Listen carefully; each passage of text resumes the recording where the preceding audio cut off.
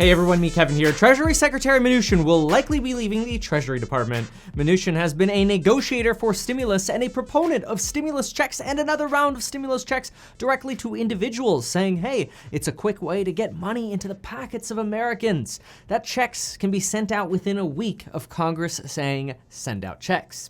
However, Mnuchin just pulled out the rug from under the Fed last week, or so it seemed, and now Mnuchin's days might be numbered. Let's talk about what this means, what a big shakeup at the Treasury Department means for the stock market, and of course, for stimulus. We'll talk about who the replacement might be.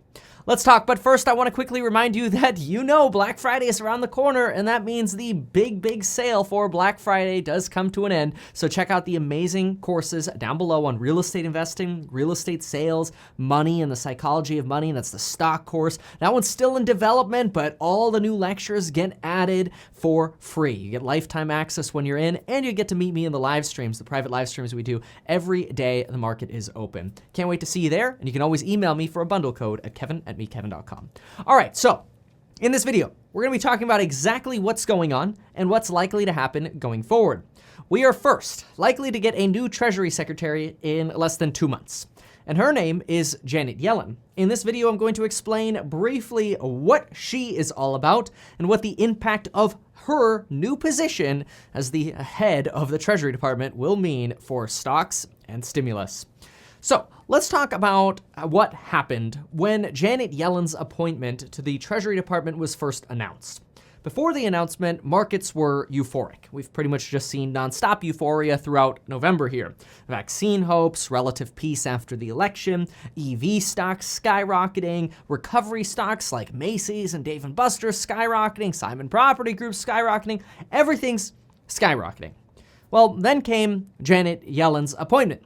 Announcement, at least. And then the party froze for a whole 30 seconds as people essentially, figuratively here obviously, looked around, gave a few nods and said, Janet Yellen? All right, keep partying on, let's go. That's right, initial reactions to Janet Yellen in the Treasury Department have actually been extremely positive. This is because markets were fearful that we might get someone like Elizabeth Warren, Elizabeth Warren is somebody who ushered in the Dodd-Frank banking restrictions and might end up having more of these restrictions that lead to tighter financial markets, tighter lending, and tighter banking with potentially more oversight and ultimately lower stock prices in financials. But that didn't happen. Instead, we got Janet Yellen. So who is Janet Yellen, and more importantly, what does a Janet Yellen Treasury Department look like and mean for us? Well, Janet Yellen served for 4 years as chairwoman of the Federal Reserve. This is really interesting because the Federal Reserve and Treasury Department are two totally separate entities. In fact, the Federal Reserve is not even part of the federal government. It's an independent central bank for the United States. Now, it exists because of Congress, but it's supposed to exist independent of our government. Anyway, Janet Yellen served as Federal Reserve Chairwoman from February 3rd, 2014 to February 3rd, 2018. She came after Ben Bernanke, who helped us get through the 2008 financial crisis with Timothy Geithner as the then Treasury Secretary, and she was succeeded by Jerome Powell. J-Pow, the dude with the money printer. And her time as a woman with the money printer actually might be a good time to look at to try to analyze, okay, how was she when she was the woman with the money printer? And what does that tell us about how she might act today when it comes to stimulus and, well, markets? Well, first, there are two real trains of thought on the Federal Reserve, and these are important to understand so we can understand where she falls. So, the two positions you can really take as a board member on the Federal Reserve is either being a hawk or being a dove. Being a hawk means you want higher interest rates and you want less Federal Reserve and central banking support for the economy. Hawks are usually worried about high inflation coming, and they're worried about people's basically hard-earned money getting robbed through high inflation or potentially hyperinflation. And so hawks prefer to keep interest rates higher and debt low. They don't like a lot of debt, and they don't like low interest rates. They don't like cheap money.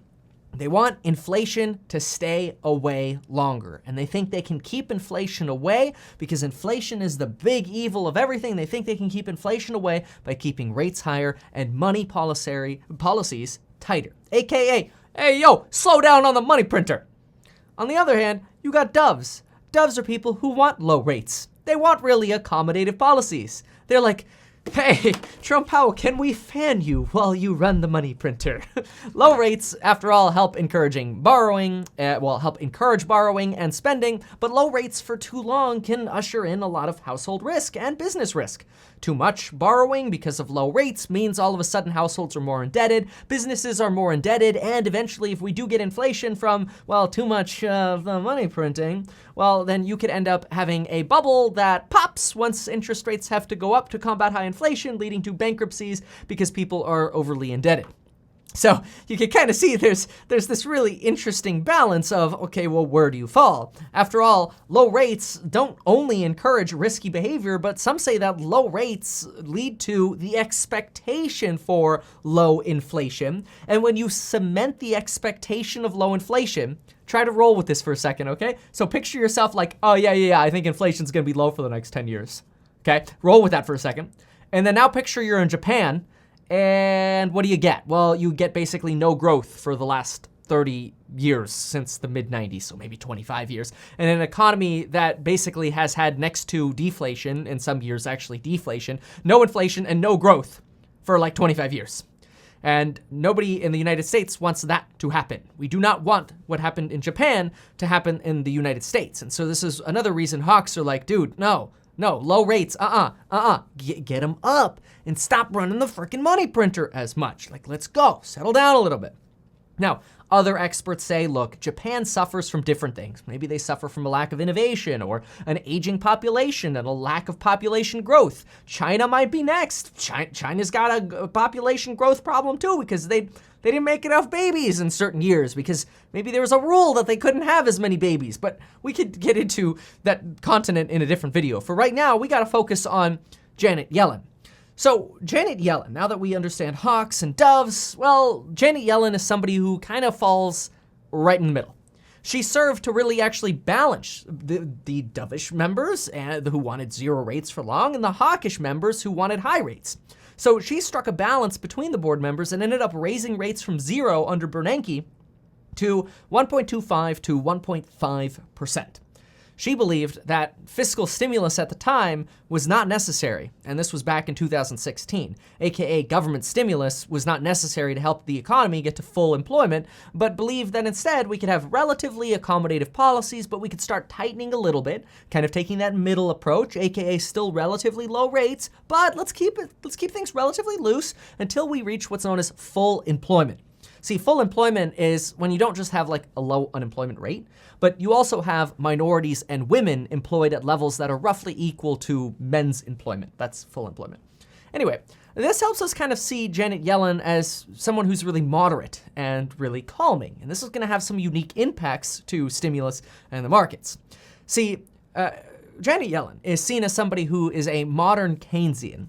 This is really like a fancy textbook way of basically describing somebody as someone who believes that when the market is booming, the government or the Federal Reserve should come in and lower the volume of the party, should maybe dampen the expectations of the party a little bit and make things a little tighter, maybe start paying off a little bit of debt, putting some money aside for a rainy day, so to speak, when the punch bowl is out. Now, this is the opposite of what Keynesians will do if the markets and, well, overall the economy is suffering. Keynesians believe that when there ain't no party because everybody's bankrupt, the Keynesian economists and the government should be pumping money into the economy to prop the economy back up and make the party come back to life. That's kind of a rough, overly simplified example of Keynesian economics. People see Janet Yellen as a modern Keynesian.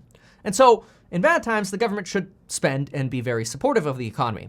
So what does that mean for Janet Yellen, and what is she going to do to us, basically, when it comes to the market and stimulus going forward? Well, given that Janet Yellen used to be the chairwoman of the Federal Reserve, I would first expect that Janet Yellen will be extremely accommodative to what the Federal Reserve is already doing. Now remember, the Federal Reserve is not supposed to be a part of the government, the Treasury Department is, but they work together a lot. And what do we know about the Federal Reserve now? Like pretty much everyone on the frickin' Federal Reserve is like, yo, we need some more stimulus here, okay? Literally, we've got Jerome Powell basically begging Congress to do more stimulus. Janet Yellen, having been on the Federal Reserve, is likely to align with the Federal Reserve. But I'm not just guessing this. Stay tuned for a direct quote from her in just a moment. First, I want to mention, though, last week, Treasury Secretary Mnuchin, a Trump appointee and a Wall Street guy, abruptly ended 5 of the CARES Act stimulus programs, like the Main Street Lending Program, the Municipal Credit Facility, Corporate Credit Facilities, and the Term Asset Loan Program for like securitizing car loans and credit card loans and more consumer debt kind of stuff. Anyway, Jerome Powell complained about this, saying, dude, you just came in and took my tool belt away. This led to some frustrations between the Fed and the Treasury Department.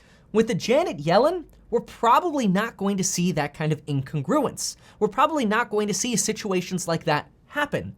This is because Yellen used to be on the Fed, and she was pretty much a moderate within the Fed. And she pretty much probably agrees with Jerome Powell that you probably shouldn't have yanked the rug out from under the Fed. Now, the impact of that, just Google or type into YouTube, Meet Kevin ending Treasury bailout, and you'll see my full breakdown on that. That's fully explained in a different video. We won't go into that here. Instead, what are we going to have if we've got Yellen, who probably aligns a lot more with the Fed? And what did she say about stimulus? Well, we're probably going to have a lot more boringness. And guess what? Boring is actually really good for markets. This is so true that Jeremy Siegel came onto CNBC today, which, by the way, this guy is like a finance whiz. He's a finance professor at Wharton. He's brilliant when it comes to economics. He went on CNBC and he cheered the Yellen nomination, saying that she's the reason Christmas is coming early for the stock market. And when it comes to stimulus, she's the person to do it. Speaking of stimulus and stocks, make sure to get your 4 free stocks with Webull. If you haven't done it yet, seriously, Webull's awesome. Deposit $100 with Webull, and they will give you 4 free stocks, and you will not look back. You're gonna look at the hours that you can pre-market trade and after-market trade, and it's amazing, okay? Check out Webull, use that link down below, right next to the link for life insurance you can get in as little as 5 minutes. Okay, but now all this aside, what does this actually mean for us? Okay, well, let's position the Treasury Secretary a little bit here with a quick example. Mnuchin, the current Treasury Secretary, was the guy last time to send stimulus checks. He's the guy who's got the power to send stimulus when Congress says to do it. And he also negotiates the terms of stimulus lending programs. He's the guy who kind of made the Main Street Lending Program suck. More on the other video on that I just referenced. Google Treasury ending bailout. Yes, that one. Anyway, Mnuchin's also been a big negotiator with Nancy Pelosi, Mitch McConnell, and Mark Meadows for stimulus packages to get stimulus done. However, recent stimulus talks have failed. When it comes to Yellen, though, we've got some insights. See, Economists, or The Economist magazine, recently quoted Janet Yellen saying that before, back in like 2016, Janet Yellen said, hey, we don't need fiscal support. We don't need stimulus. But now it's not 2016. Today is 2020, and we're in the midst of a pandemic, and we're potentially going into a double-dip recession, at least temporarily, until everybody gets inoculated. Well, Janet Yellen recently stated that Congress must, quote, provide extraordinary fiscal support. There's only so much the Fed can do, and in order to avert long-lasting damage to the economy, we need to, quote, pass another economic recovery package now. Remember earlier how I said that Janet Yellen is likely to align with Jerome Powell? Jerome Powell at the Fed says the same thing. We need to do more at Congress. The Fed has already done as much as it can. A Janet Yellen appointment means that Janet Yellen now steps into the role of negotiating for stimulus potentially at the end of February, assuming we have a Biden presidency. So if you don't think Biden's gonna be president, then obviously you can ignore this. But I would watch this video anyway, just in case, okay? This video is about Yellen, though. We're not gonna get into politics here. So continuing on, Yellen negotiating for stimulus when she's seen as a calming force and a moderate, and she's coming in guns blazing for stimulus, probably means good things for stimulus and good things for the market. So what's our summary here? Well, you already know to use the Black Friday coupon code that's linked down below for the amazing courses and getting 4 free stocks and life insurance. But beyond all that, we know that we have a very smart, very powerful woman, and she will also be the first woman Treasury Department head that we have ever had. And that is special, which is why I put emphasis on women. It's actually a first, and it is great. Janet Yellen speaks to calm. She isn't a big fan of clamping down excessively and hawkishly, but she's also not a pushover. Instead, she is a powerful force on what she believes is important. And at this point, the most important things that we've got or at least to look forward to, are number one, low interest rates, which we'll likely see for the next 4 to 5 years, especially with a Janet Yellen joinder, so to speak, with the Federal Reserve. And number two, large stimulus support, which Janet Yellen is already in favor of. So there you have it. Thanks so much for watching. Hope you appreciated, and if you did, consider sharing the video. Thanks so much, and we'll see you next time.